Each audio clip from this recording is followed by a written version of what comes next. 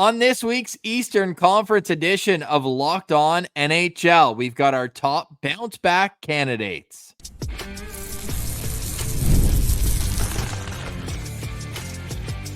You're Locked On NHL, your daily podcast on the National Hockey League. Part of the Locked On Podcast Network, your team every day.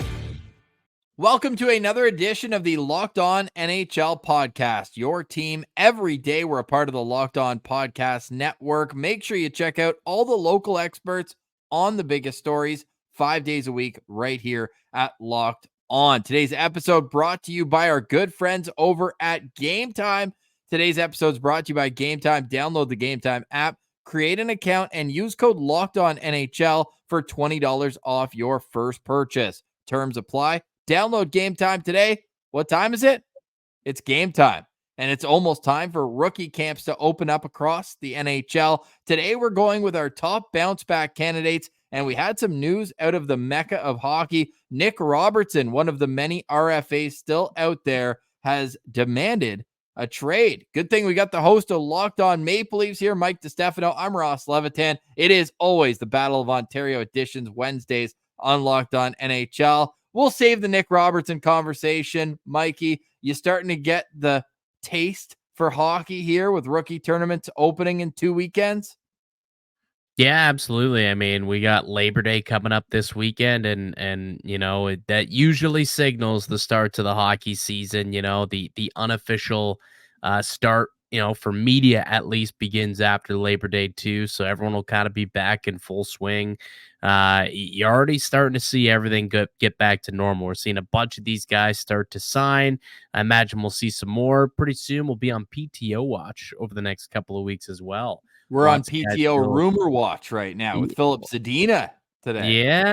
Yeah. We'll see if Zadina ends up in the Eastern Conference, maybe the Western Conference. We'll see what happens with him. But I mean, I'm pretty psyched, pretty stoked. We're not too far off from the real stuff, buddy.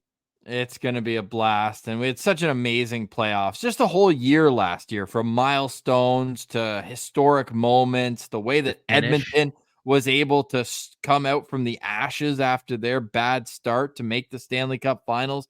Game 7, ultimately the Cats prevailed despite blowing a 3-0 lead in the Stanley Cup's final. It was an amazing season, and I can't wait to see what the NHL has in store for us as a follow-up.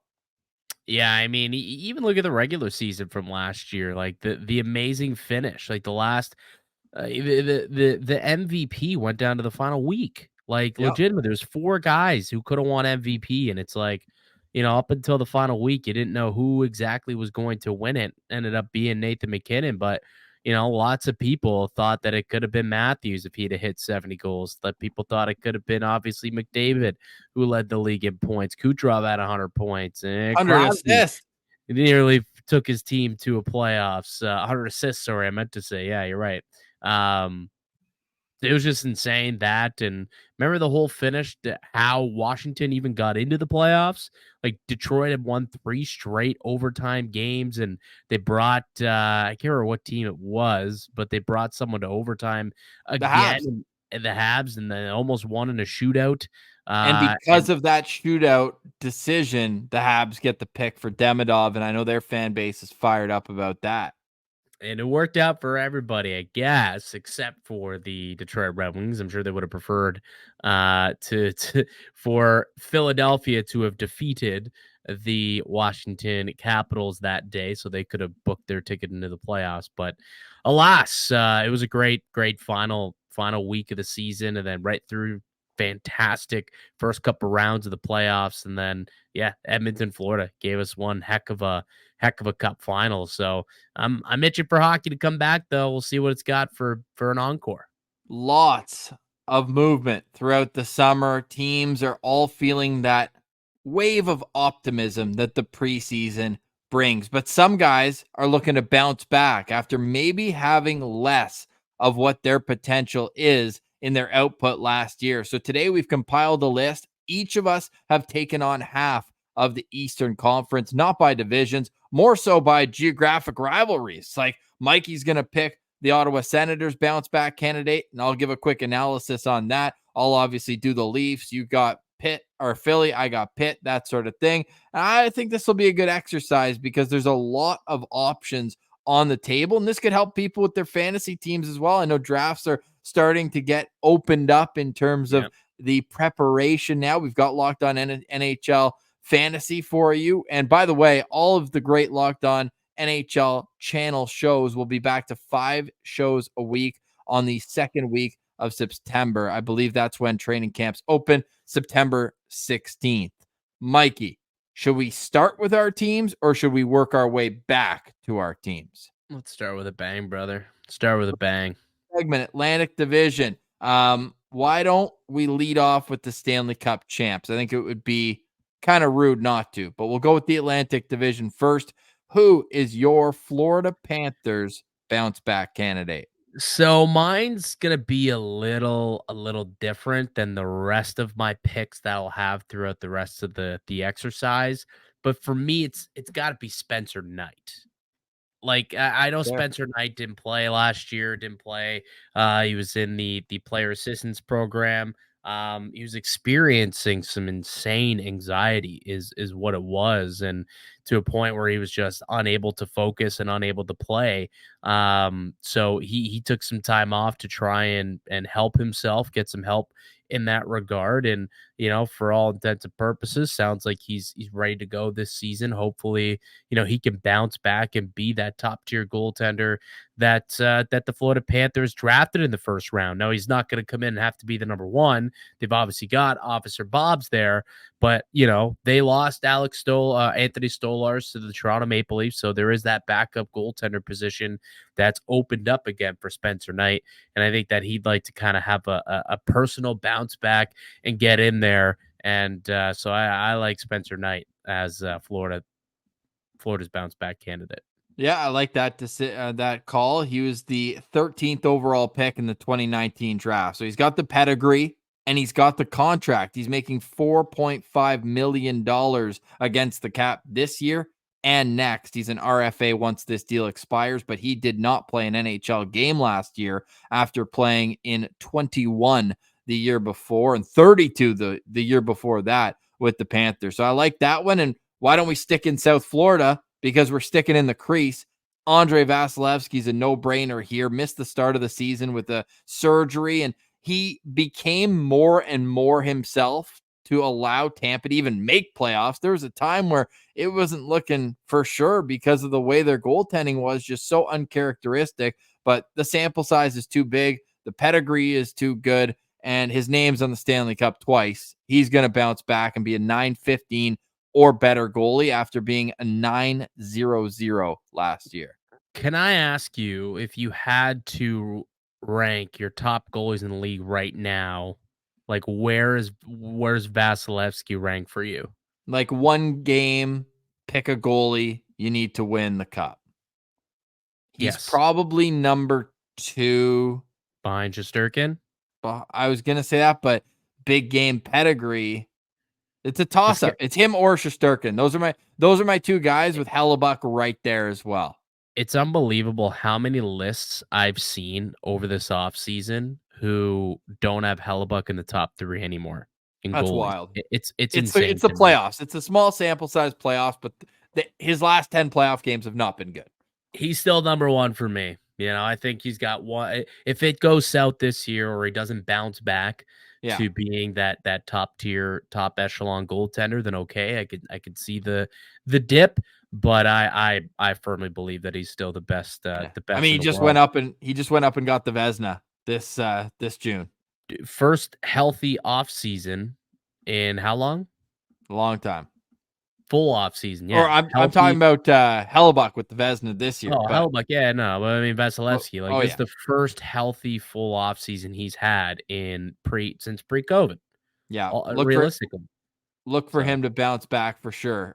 Snap it back over to you here. Why don't you go with Buffalo? Or sorry, why don't you go with the next team on your list?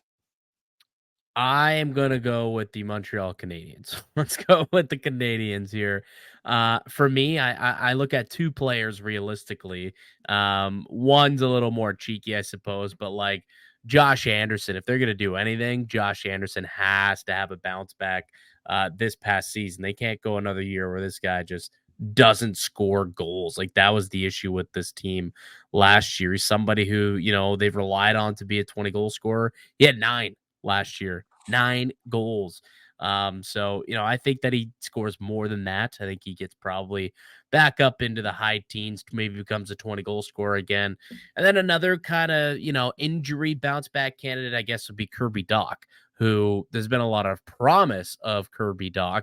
He hasn't quite proven himself yet because of all the injuries, but if he could stay healthy, I think that he's someone who definitely could be a big piece for this Montreal Canadiens. Super skilled young forward, and it's just too bad that injuries have caused this stagnation of his development, because he's a heck of a player when he's on. So I like that pick. Surprised you didn't mention Patrick Laine. Like, there's a lot of those candidates. Alex Newhook, you think probably has another year. I totally forgot about Laine. I'll be completely honest. I just totally slipped. I was looking at the stats from last year and just completely slipped Laine. Yeah, that's a really good one, actually. Patrick Laine, he probably would shoot up to the top of my list for bounce back candidates.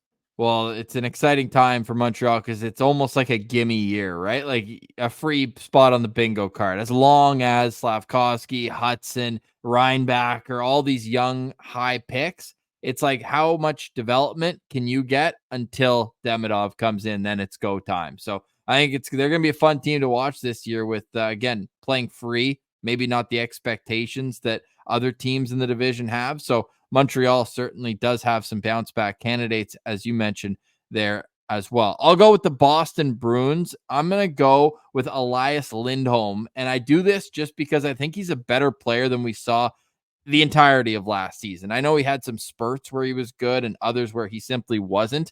But I just think not only the trade, but after the trade, which coincided with him going to the All-Star game, and it was just a weird situation there. Then the rumors around the deadline were that he was still on the trade block. And it's like he just couldn't settle into any sort of rhythm last year. And for him to score 15 goals and only 44 points, that's a 20-point drop from the year before and almost half of 2 seasons ago when he had 42 goals. He had 44 points this year, 42 goals just 2 seasons ago. So I'll go with Elias Lindholm off a new contract. He gets to settle in with his family to a new location. And that's a location that's pretty good at having systematic play that makes guys look better than potentially they're playing. Yeah, good point. Very, very good point. I like that. Am I doing Detroit? I forget. Do I have Detroit? You got Detroit. Okay. So so I couldn't. This was a bit of a toughie. Looking at the Detroit Red Wings. There's a couple of people that I could have selected as bounce backs, and this isn't one that's necessarily like a crazy bounce back candidate, but like Mo Seider, would he be considered a bounce back? Just because I feel like he didn't really take that next step like people thought he would last year. So maybe he's a takeoff candidate, because you're right. It's almost like we just expected the development to continue, and he got harder minutes. He had some of the hardest minutes in the league. Yeah. But it's almost so talented. You expect he had 50 points as a rookie, and he hasn't been able to get back to that. But talk about durability, man. He hasn't missed a game in 3 seasons, which is wild. His whole career. Absolutely wild. Yeah, that is crazy. But I think that would be a guy who I would consider to be a bit of a bounce back candidate, I suppose. What about Andrew Kopp, who had just 13 goals last year for the Detroit Red Wings? He was another guy who I think could be a bounce back candidate. I know you know him well from your time or his time in Winnipeg. I think 13 goals seems a bit short for a guy like Copper. So I think that's another guy who I'll throw out there.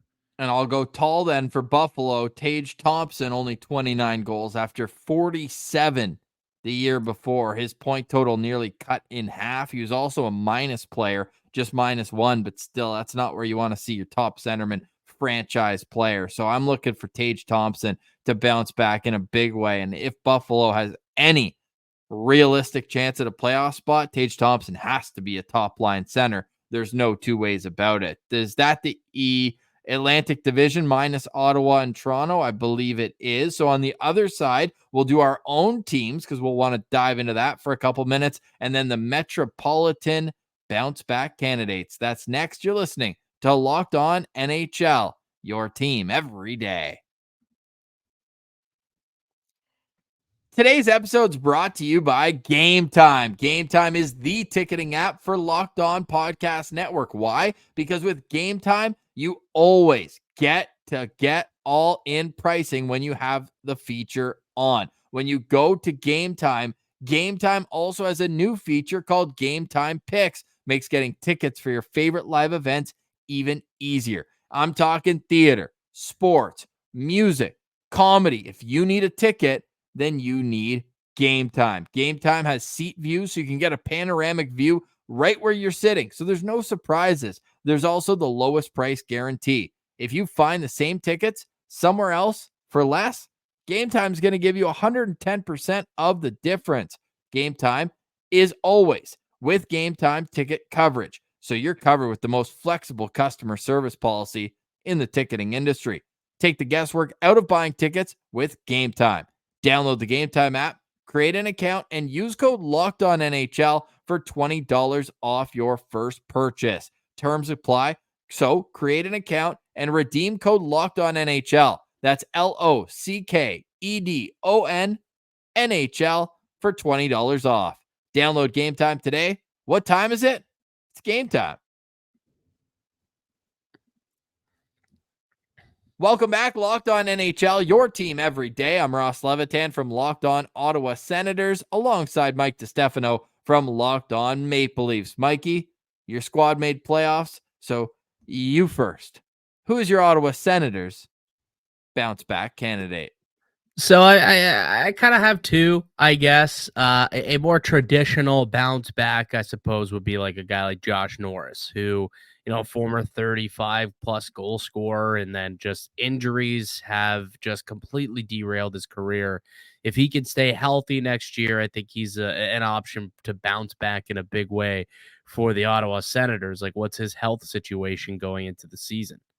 It seems like he's playing golf. That's the best update we've gotten, and he's been on the ice. He was at the Team USA camp in Michigan, where he's from. So he's been skating. He's actually already in Ottawa too. So he's been on the ice with the captain skates. So it seems like there's no limitations. And you're right, that's huge, because even though he missed 30 games last year, still finished fourth on the team in goals. And I think that he's got a lot more to give, and they need to use him a bit better on the power play. He'd been used on his off wing forever, and then all of a sudden he wasn't on his shooting side. It didn't make much sense, so he needs to be back there. But I like that. I would have gone with Tim Stützle just from the standpoint we know he's got that superstar skill. Had a 20-point drop off. He also had an injury to his wrist early in October, and I think that affected his shooting throughout the year. He went from 39 goals down to 18, and I think the most peculiar stat of the Sen season, other than allowing a goal in the first or second shot 23 times. The other peculiar stat,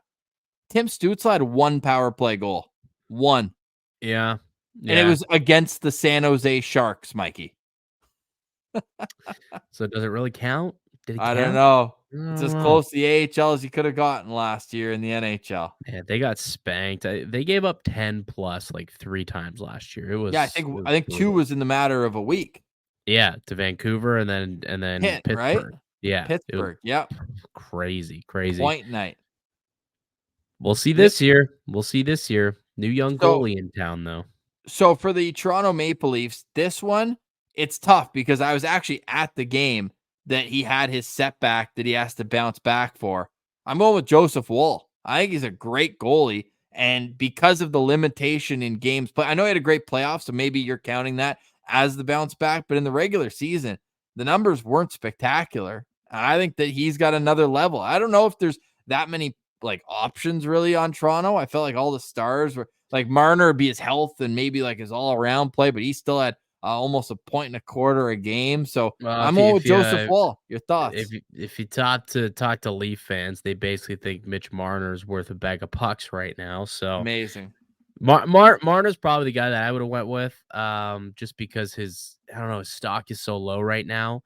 So he's probably the guy who I would have went with as someone who I expect to kind of rebound his stock at least big time in the market here in Toronto.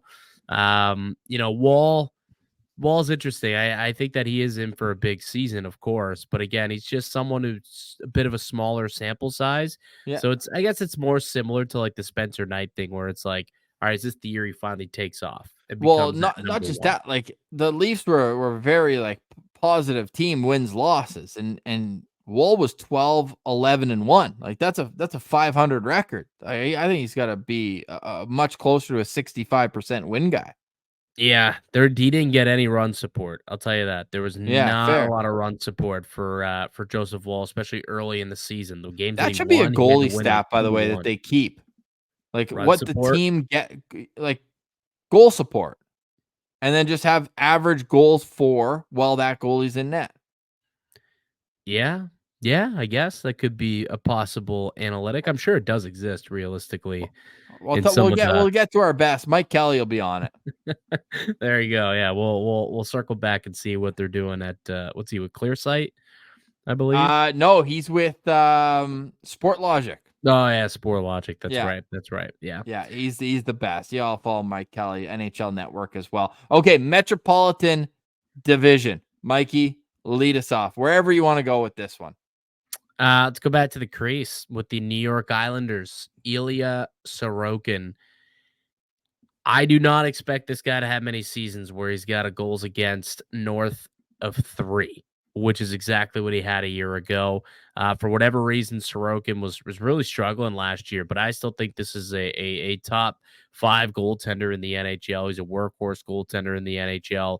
I truly believe that Sorokin's going to have a massive bounce back season. And, I think that the Islanders are going to still be fighting for a playoff spot because they'll rely on that goaltending. That's just kind of the way that it's been over the course of the last few years. And you look at Sorokin, with Patrick Waugh as the head coach, I would imagine that would be a pretty solid person to bounce off of and lean on if you got some questions. How do I get my game back?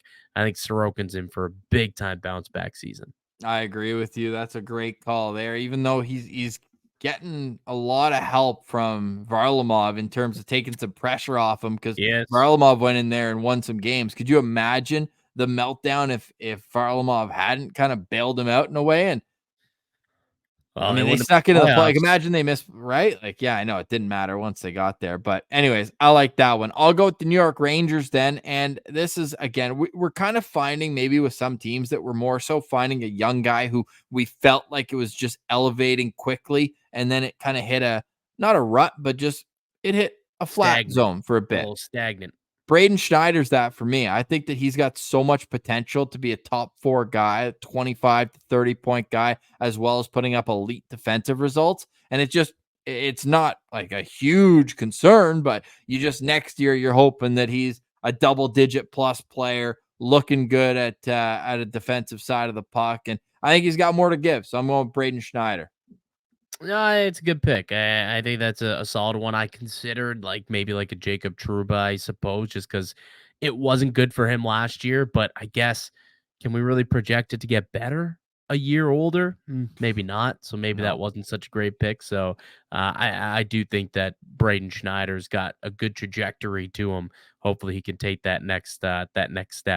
I think Next you up, might go ahead. which team we want to hit on next? Let's do it right after a quick break. You're listening to Locked On NHL, your team every day.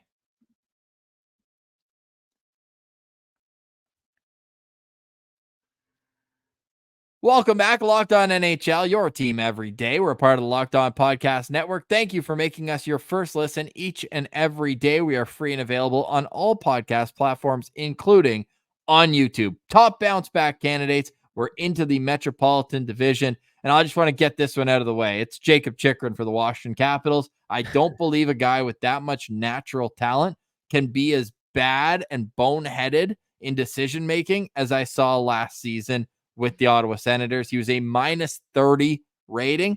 I'm assuming he's going to play with Matt Roy.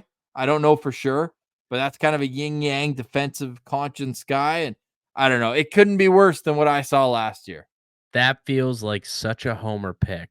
I kind of hope he's not, because then it's like, hey, was it us? Were we the problem?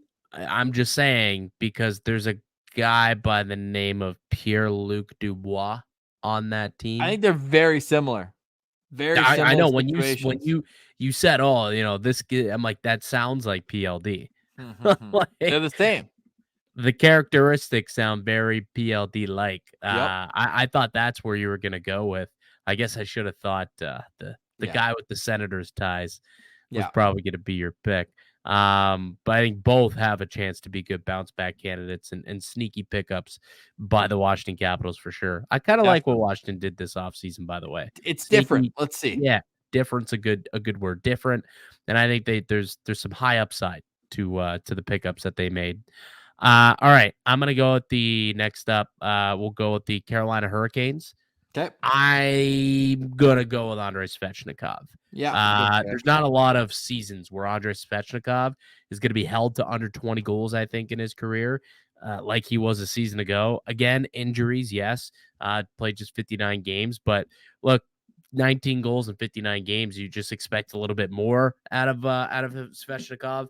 He's another guy where it's you expected to see just a massive trajectory. He was going to be a 35, 40 goal guy, at some point. It felt like that at the very least, and it just hasn't quite, turned into that for him. Injuries have been a bit of an issue, obviously, in respect to that. But if this guy can stay healthy, I think he can finally kind of become that 35 to 40 goal guy that the Carolina Hurricanes are desperately going to need after shipping out a lot of goals this past offseason. So I think the Hurricanes are hoping that Svechnikov can be that guy.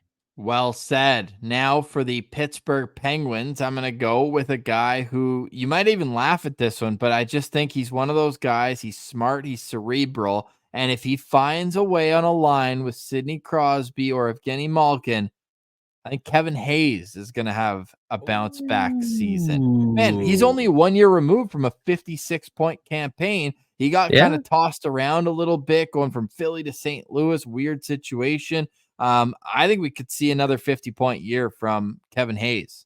I don't hate it. I really don't hate that at all. I thought maybe just based on how you were talking, you're about to throw out Michael Bunting or something. No, he was good with Pittsburgh. He was good. He did. He had a midseason turnaround after the 19 trade. points in 21 games, but 6 goals. I mean, still, though, that's still nice production. 6 goals. I mean, extrapolate that over 82. You're looking at 20 goals, 20 goal season out of the kid. So not finished with terrible. 19 in 81 games total between Carolina and Pitt. There you go. That's pretty on par, on pace. Yeah. I like that pick. Good pick. Thanks. All right. I'm going to go with the New Jersey Devils. They're going to be so good this year, I'm convinced. They are. And again, I've two players. Again, I kind of couldn't decide, but one's going to be Jacob Markstrom, right? I think just based on the fact that he's actually just on a really good team, right? After a couple of seasons where the Calgary Flames were quite crap out there out west in Calgary. Now you get in front of a Devil squad that's just going to be so good, so deep. They improved the blue line as well to try and help Markstrom in front of him. So I think that we could see, him return back to a status that could consider him, maybe Vezina quality again. So that's what the Devils are hoping for by bringing in Jacob Markstrom. I think it's highly possible and maybe even probable that it happens as well. So I got Jacob Markstrom as my bounce back this year for New Jersey. I love that pick. And with the final pick with the Columbus Blue Jackets, I'm going to do Johnny Hockey. I know he led the team in scoring. One, can we get more than 2 hits out of him for a year? No. I don't know why. I just find no that hitters, so buddy. peculiar. It's so no peculiar. Hitters.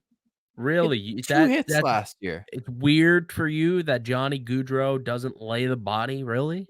Lay the body's different than just at least like playing hard. 2 hits. How many goals he score? 12.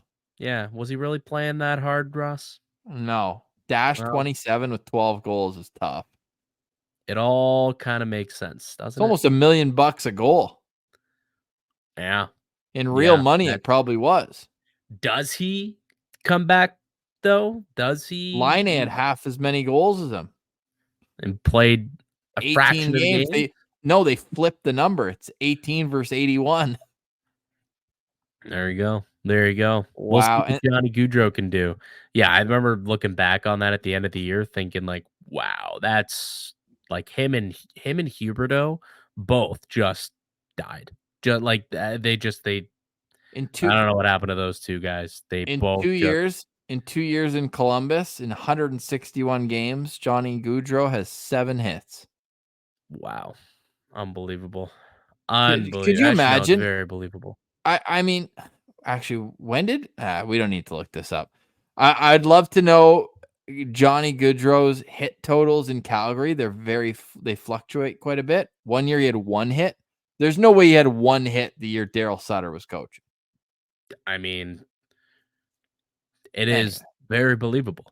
Very that's wild. believable.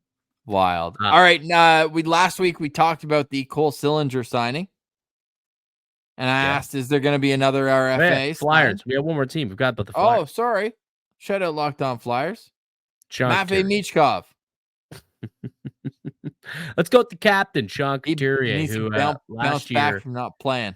exactly. At least he should, get on the ice and in the lineup on a nightly basis. You would hope. There was a He's lot of so guys last year that overperformed, so it's actually a team that had a lot of young guys that just overperformed, in my opinion. So there's not a big crop of dudes to pick on the Flyers. So Sean Couturier, I think, is one of those who probably would like to improve and bounce back from what happened last year. definitely, and when he's on his game, man, he's awesome.